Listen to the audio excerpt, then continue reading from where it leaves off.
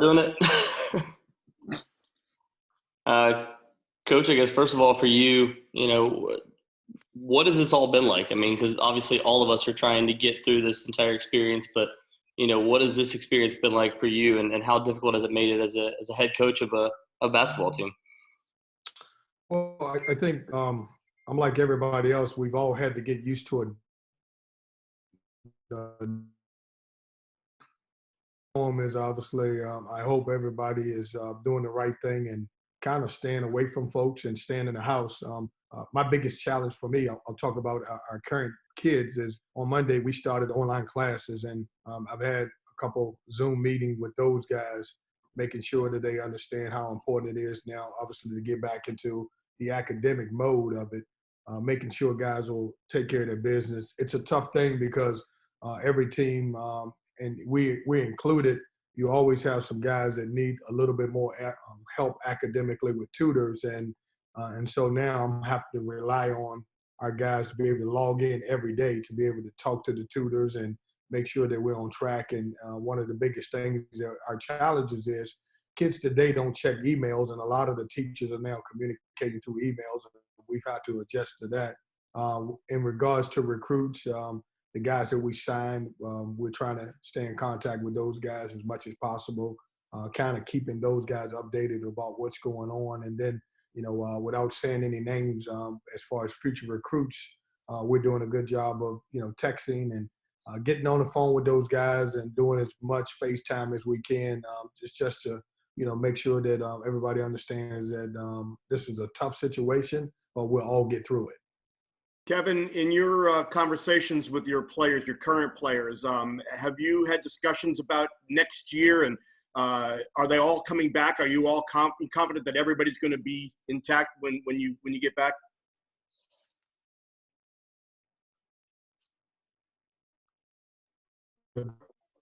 Yeah, Brett, you kind of broke up on me. I think I understand your question. All of our stuff is about obviously staying focused to make sure they finish out strong.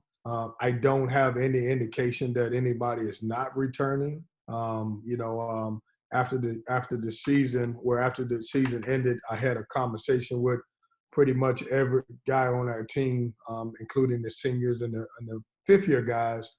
Two guys, DJ Funderburg and also Devon Daniels, will both go through the process with the NBA to figure out, what their status is, and obviously learn a lot more about obviously what the NBA folks think about them, and they'll take the feedback, and obviously we'll make a informed decision about what their future is here. But both of those guys will go through that process. That being said, I don't even know how the process will look. CJ Bryce and Markel Johnson were both invited to the PIT, but of course that's been canceled, and I don't even know if those guys will be able to have some workouts. So we'll wait for that feedback to determine obviously what happens with those two guys.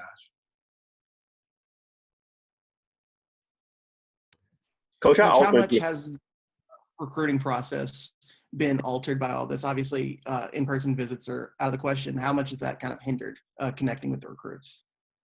Well, it's hindered, but it's something that everybody in the country has to do. And so, I think we have to be creative.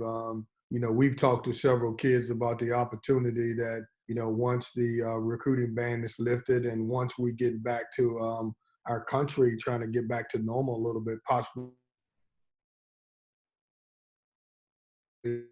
visits and those type of things. But I understand. Look, I'm not complaining. It's we're in a situation where we're fighting a dangerous virus, and right now I tell our guys, and even the guys that I'm recruiting, it's not about us. It's not about recruiting. It's not about athletics. It's about the safety of the well-being of our country and the world. And so everybody's got to take a step back and put athletics in the back burner, and obviously try to get through this.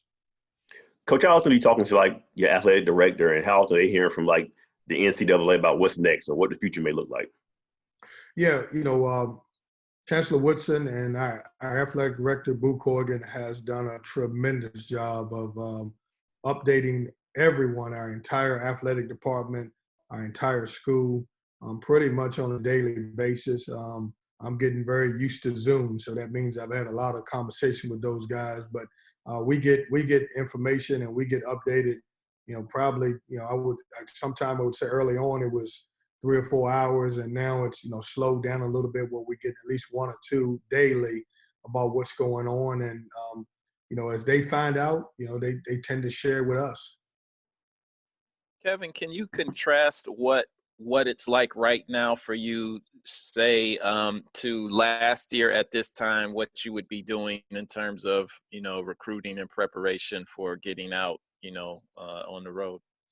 Well, this time, this year, I was hoping that we would probably be ending up in this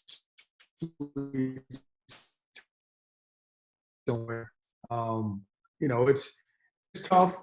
This is tournament time. We obviously will be preparing. If you look back at last year, we were still playing in the NIT at this time. I don't know how our recruiting calendar is going to look. I will say, if I'm guessing, I would say there will be no April. I don't know how it would go from that point on. I don't know if we'll have a July. If we're able to have a July, maybe they'll add a couple weekends or a few days into July.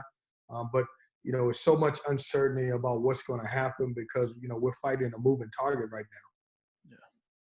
Kevin, could you go through the timeline of beating Pittsburgh, finding out there were going to be no fans in the stands, then finding out there was going to be no more games, and how difficult was it to tell your players, especially Markel and CJ and Pat and Danny? Yeah, we came off a great win. I thought we finished the season with a great home win against Wake Forest, and it was great for our seniors. And then obviously we went on to the tournament and, had a first round bye and played Pittsburgh and played very well and ended that game. And our attention automatically turned to the opportunity to play against a very good team in Duke again. I started hearing rumblings that morning of the Duke game that there possibly wasn't going to be a game. And as we got closer to that, I think around noonish, it was confirmed that, the ACC was going to cancel the tournament.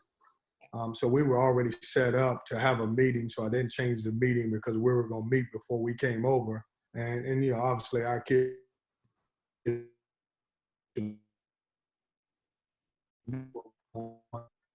was hard, right?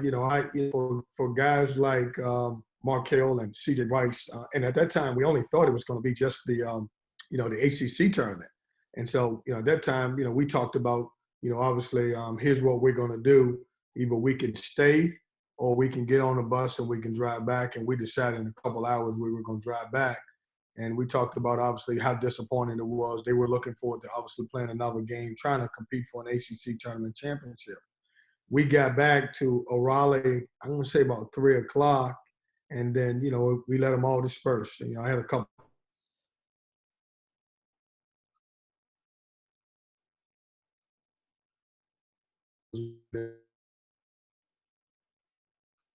canceled, and I certainly had to huddle those guys up, and and that's a tough thing because you're right. You look at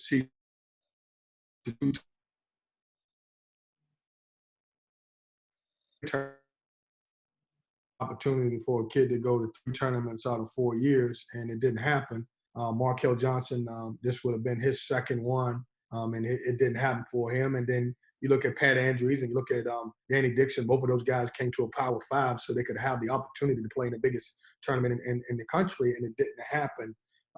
When the tournament was canceled, I was disappointed. I really was. I thought it should have been postponed. But as information started coming out, I realized it was the right thing to do. I really did. And that's when it hit me that this is way bigger than just basketball, way bigger than what's going on. It's very unfortunate. I feel bad for the spring sports seniors.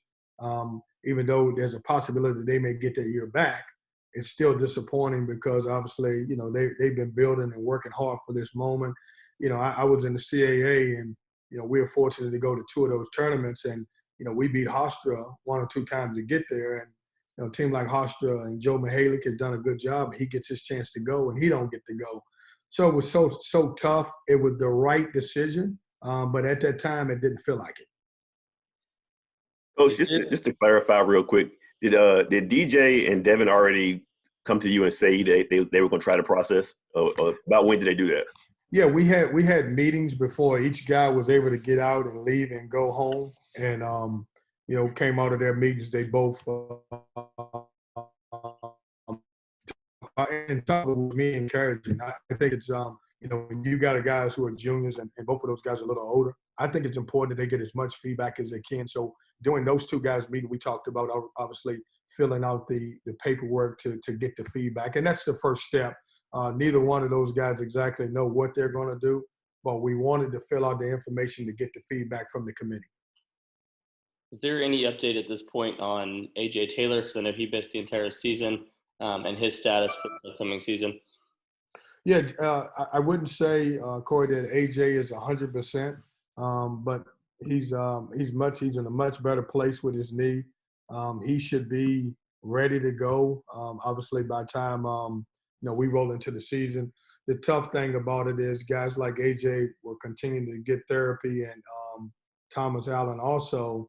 And it's tough because we can't do that because they're not allowed on campus. So it's tough to do that part of it. But all of those guys are trending in the right direction. Devon, sorry you went in and out when you answered this, but what was the seniors' reaction and what was your message to them? I know you kind of answered this, but it was in and out for a minute. Yeah, they were disappointed, as was I. For those guys, it's hard, as a coach, when you recruit guys and you've got a great opportunity and it's all of a sudden taken away from you. It was disappointing, and I told them it's okay to be disappointed. You're not the only guys, and I really felt bad for them. I thought Mark has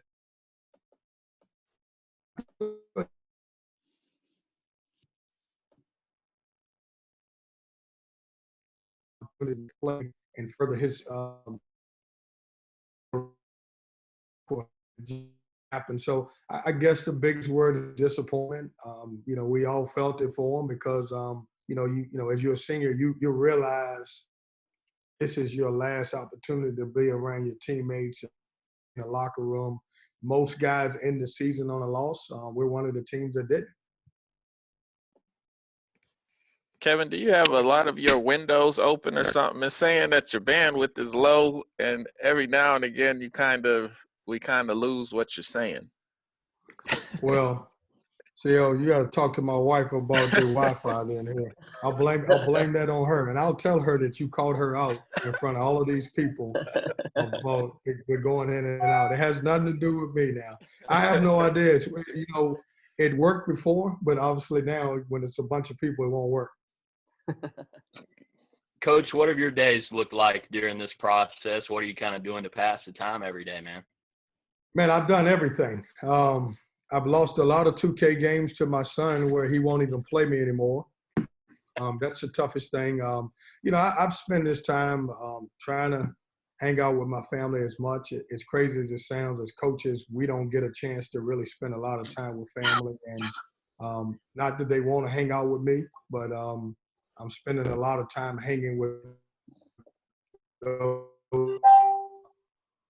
TikTok dancing the other day, but we're not ready to release it because I don't think I look good, so they want to make sure I'm looking good. Tonight, I'm going to my wife is telling me that I got to cook my famous lasagna, and so I'm cooking tonight. And yes, for everybody that wants to know, I can cook a nice lasagna. But I've reached out to my parents. I've reached out to loved ones. We typically do a Zoom meeting or two every day with our administration, and I'm talking to my assistant coaches, doing those type of things, making sure that my family is doing well, talking to recruits. And so it's been even though you're at home, it seems like you're working every hour, and that's pretty good, and that keeps me busy. Coach, have you been in contact with any potential grad transfers or just regular transfers this time of year? Or what's the timeline when you're able to talk to those guys, and if you've heard from any guys about that? So can you repeat that for me? Have you been in contact or heard from any potential grad transfers or adding anybody to the roster or transfers this time of year? Yeah, I would tell you this. We're talking to graduates. We're talking to different people. And the reason being, I know everybody, I know everybody loves to do the numbers game, and they'll add up and say, well, you got 13 guys, you only got 13. Obviously in today's world, I can go to the portal tonight and we could have 5 guys in the portal. Not that that's going to happen. So I think, you have to continue to recruit. You have to, obviously, what if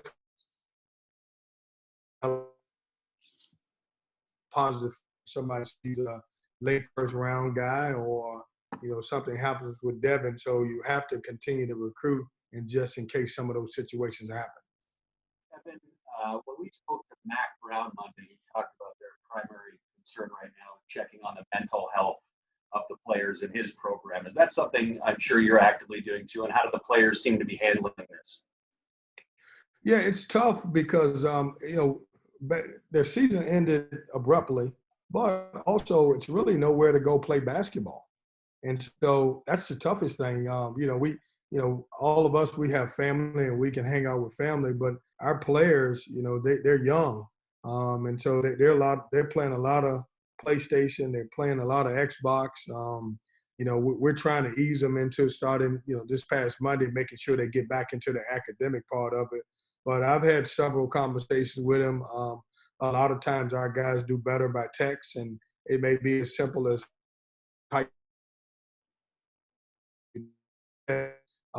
those type. Everybody's in great communication with us, and that's what's expected. I want to make sure all our guys are doing well during this situation, and not just them. I want to make sure that their family's doing well. And I'm encouraging those guys because a lot of times young guys don't understand what it is to stay inside.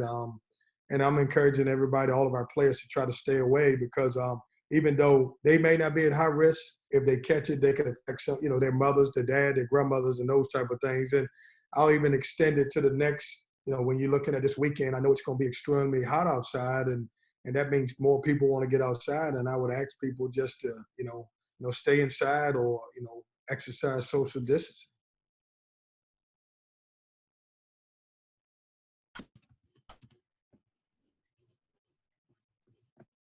Speaking of exercise, Kevin, I was just curious in terms of conditioning for your players right now. Like, you mentioned there aren't places to play. What about just merely, do they have an old school regimen of push-ups and stuff, to keep them in shape, or how are you approaching that? Unfortunately, CEO, this is their time, and we're not allowed to monitor their time or make them do anything. And so I would hope that some of our guys are staying in great shape, and that's all I can do. We don't mandate it. We can't mandate it, nor will we.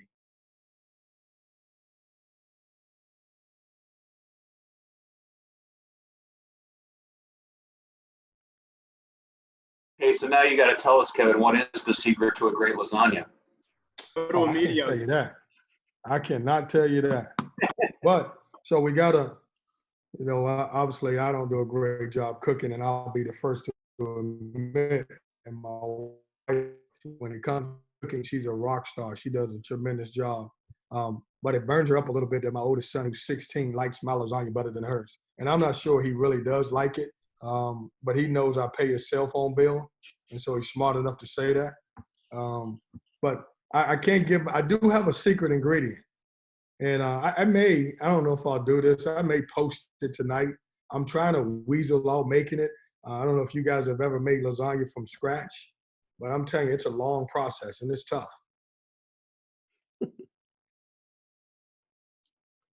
Anything else for Coach Keatts? Guys, before we go, I always like to leave you guys with something, man. Make sure you guys are being safe. It's tough. I know in your jobs, it puts you always in, at risk. But remember, at the end of the day, man, you got to take care of yourself and your family. So I want you guys to exercise the right stuff and do the right thing. We'll beat the virus, but we all got to do it together. Yes, sir.